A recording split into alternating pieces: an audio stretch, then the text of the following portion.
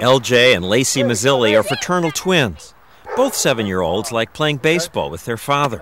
If he looks familiar, it's because he once played pro baseball. To see what my homework is.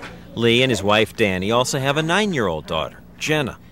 Last year, Lee took a job out of town. He's managing a minor league team in Florida, and he now spends half the year away from home. Hi, guys. Hi. 2 weekends a month, the family gets together, but they're having a hard time adjusting to all the separation. How they adjust is different for the girls and for the boy. Lacey and Jenna let their feelings pour out. They regularly write letters telling Daddy how much they love him and miss him. They spend hours drawing pictures that they send to Lee. And they spend lots of time talking to him on the phone. You do your homework? Daddy. Hi, Daddy. Hey, Lisa Magoo, what's up? Saying how they feel about him. Okay? I love you, honey. I love you too. And Daddy, before you go, can you talk to me one more time? Okay, babe. Okay, I love you. Bye. Compare this to what their brother does. Don't you want to talk to Dad? Huh? What? He says he'd rather go outside to play ball. Now, you could say there's nothing wrong with this. Boys will be boys. He'd rather play ball than talk on the phone. But there's a problem. Since Lee left for Florida, the girls have done fine in school and at home. But LJ's been acting out. LJ went sort of off the wall. Off the wall how? Well, he's just more aggressive, more quick to a temper than he usually is. Picking fights all the time with the girls, jumping around him, poking him here, throwing this across, taking things away and running. Instigator at times. Disruptive, not listening to me at all. Danny suspects it has something to do with LJ's missing his father, but being unable to talk about it, to express those feelings. Lee doesn't buy that. I think sometimes my wife likes to get too analytical about a lot of things all the time. She gets into that deep stuff. I look at it as being a normal boy. That's an active kid that wants to play. And, hey, Dad, I'm 7 years old now. My friend is here. I want to go play basketball. I don't want to talk to you right now, Dad. I'll talk to you later. That's because that's he's a boy? That's what I feel. Boys and girls, do they deal with troubles differently? Some researchers now say that some parts of life are tougher for boys because boys are more likely to hide their feelings. Boys aren't born this way, says Harvard psychologist William Pollack. If you looked at female babies and male babies, the male babies are the more expressive babies than the female babies. And by age 5, it's hard to read a boy's expression on his face unless he's in extreme pain. Pollack has just written a book called Real Boys, which says parents and society teach boys to stifle their emotions, and that damages boys. I think parents are trying their best out there. Parents care and love. It's what society does. It's the messages that boys receive from all over. The message to be a little man. Absolutely. To stand on your own 2 feet, cut the apron strings, don't cry to mama, and just to be independent and show that you can do things all by yourself. The Mazzillis say they treat their son the same way they treat their daughters. But when I pressed them, Danny eventually admitted a difference. Do you respond differently to Lacey than LJ? Yes. He's the boy. I don't want to make him into a mamby-pamby. That's what every mom will tell you. At Emory University, Professor Robin Fivish found that even parents who deny that their child's gender affects their parenting do in fact parent boys differently. She brings parents and their 4-year-olds into a room and asks them to talk as long as they want about something that made them angry and sad. Repeatedly, parents have longer discussions about feelings with girls. Are you upset? Yeah, I'm upset about Kelsey. After minutes of talking about what being upset feels like, Brita tells her mother in great detail about how 2 friends hurt her. And they didn't want me to follow them. They didn't want you to follow them? Mm-mm. How come? Because they wanted to play all by themselves. Her mother offers a I suggestion. think they will. We can talk to them about it. With girls, parents are much more likely to talking about emotions as a way of dealing with them. There's less feeling talk with the boys. What do you do when you get angry sometimes? Hit. Yeah, who do you hit sometimes? You. And who else? Daddy. Yeah. The mother doesn't focus the child in on the feeling of anger itself and on how he experiences it, but on what he does in terms of acting out on that anger. And mothers are surprisingly accepting of these kinds of reactions, that's sort of an appropriate thing to do with anger, but not so much with girls. When girls talk about how they feel, they give detailed answers. If you wouldn't let me play with someone, I would be alone and I would be sad. And their mothers encourage this kind of talk. How does that feel when you're alone? It feels bad and I don't like that because I need to play with someone if I'm all alone. Boys typically answer this way. Do you remember ever being sad? Have you ever been sad? No. I think that the message that boys are getting is very much one that emotions are something that are inside me, whereas girls are really getting the message that emotions are things that are between people. By age 6, say researchers, it's clear that boys have learned to keep their feelings to themselves. At the University of Connecticut, Professor Ross Buck hooks boys and girls up to a polygraph machine that registers nervous sweat. Then he shows them slides, some pleasant, others more threatening. Girls visibly react to the slides, but boys' faces usually show, well, take a look. It's not that he's not having a reaction. Look at his polygraph reading. It shows he's feeling lots of emotion. He's just not expressing it. When you don't express emotion, others don't know how you're feeling, so they can't respond appropriately. These 12 and 13-year-olds at West Middle School in Andover, Massachusetts, are aware that something different is expected of boys. I think we are equally sensitive, but girls are allowed to show it. Society lets girls show their emotions more than boys. And if a boy steps out of that box and becomes super sensitive, they might be called names or criticized by their peers. I think the box that society has placed on boys makes it really difficult to go up to people and to say to them, I have a problem. So, even though there's, guidance counselors and there's teachers and there's parents and stuff, I personally feel uncomfortable going to people with a problem. Also, when a guy has a problem, especially if, another guy is making fun of you at school, if you were to tell your parents about it and then someone were to find out, say you got your parents to, call their parents, that is, totally, you'll be, made fun of for the rest of your life. That's, wussy, that's, a mama's boy, so you, never want to do that. This boy says he was teased for months because he cried when he got hit in the shin with a baseball. I will be teased about it for the rest of that year, probably, and maybe it will even continue throughout the summer.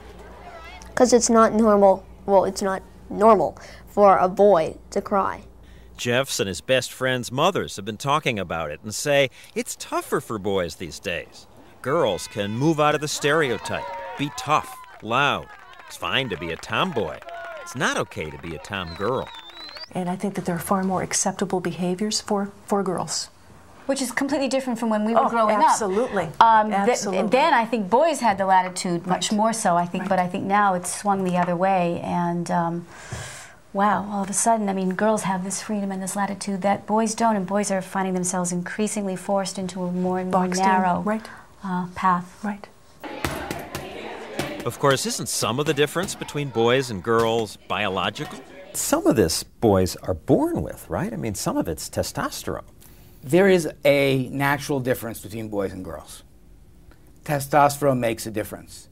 But the kind of boys who can't express their feelings, that's not testosterone doing that. That's what we're teaching them when they're children. Why is this a problem? Well, some researchers believe boys' emotional repression is why they are more likely to act out in school, to be diagnosed with learning disorders and behavioral problems, to engage in reckless behavior like binge drinking and criminal activity, or the sadistic hazing practices that happened at some Marine training camps. What happens to girls who are brought up in a way in which they're forced to be not a full person? They starve themselves, they cut themselves. And people consider that a warning sign. And we say they have a depression and maybe they need to go to a hospital or need to go see a doctor. What do boys do? They take pins and stick them into other boys, and we say boys will be boys. Pollack says it's this kind of repression of feelings that leads more boys to end their lives. Suicide is a major national boy crisis, but we don't call it that. Boys are 4 to 6 times more likely to kill themselves than girls. They won't be ashamed, they won't ask for help, they'll just do, and what they do is pull the trigger. In South Boston, Kevin Cunningham was a popular 17-year-old, an honor student. To the outside world, he had no problems. Then, last fall, he stunned his family by hanging himself. His parents, Colleen and Larry, had no idea he was unhappy. Obviously, he must have had something because he wouldn't have done this, you know. But, I mean, but you couldn't see it.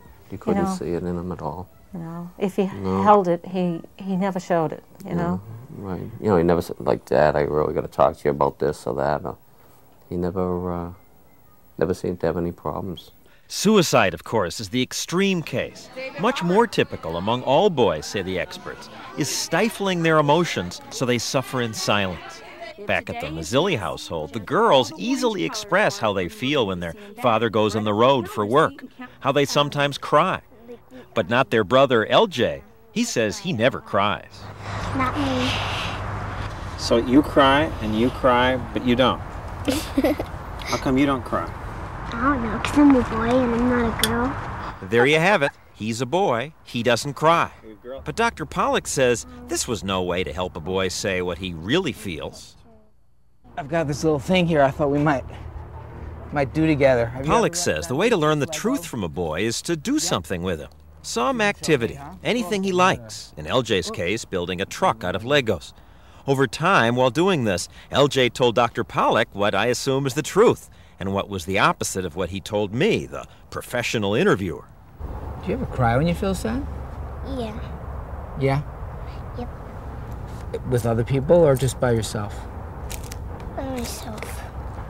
Do you think people know that you're crying? No. You don't let them know, huh? Nope. You're not supposed to show them? No. Why didn't he say that to me? The difference was when you talked to him, there were 3 or 4 girls around, there was mom and dad around. It was what I would call a public space. Boys are very almost phobic of being ashamed. When I talked to him, I did 3 things that were different. I put him in a safe space in which there weren't other people, or at least a lot of other people, watching. I engaged in action, because it's so important to engage in action play with boys when we talk. And I let him lead the talking. And once that started, I did one other thing. I shared my own feelings with him. I told him about my own childhood, how my own father had been away for a while. And all of a sudden, his sadness and his feeling, it just opened wide up. It must be really hard not having your dad at home. Yeah, it is. So, what do you do about it? I do it. Usually my dad does. Like what? I do my homework in his office when he does his work. Oh, it's like in the same place where he would do his work? Yeah. So it's almost like you're right where he'd be, huh? Yeah. Do you ever pretend like you're being him? Yep. Pollack also does something we parents rarely do. He makes a brief statement and then shuts up. I think if you got a chance to talk about how you felt about your dad, you'd feel better. I know. You say to him, if you talk, I think you'd feel better. And then you stop. Right. Why? Because you don't keep going after a boy.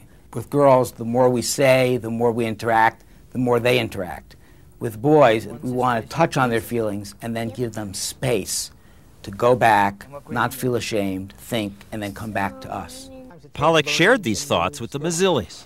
A month later, we returned to see if anything had changed. Hey, big guy. Where's your backpack? In the car. How was school today? It had. Now, when Danny senses there might be something bothering LJ, she gives him time to be alone and then offers to play a game with him, like this question-answer game. Whoever makes a basket gets to ask a question. Okay. I'll answer any question you ask me. I'll answer. You gotta ask me a question. This following exchange did just happen. Danny swears she and LJ didn't stage it for our camera. What do you feel like when you're away from Daddy? I miss him. I miss him. Danny calls it basketball talk and says it's working. LJ has stopped acting out in school, and he's happier at home.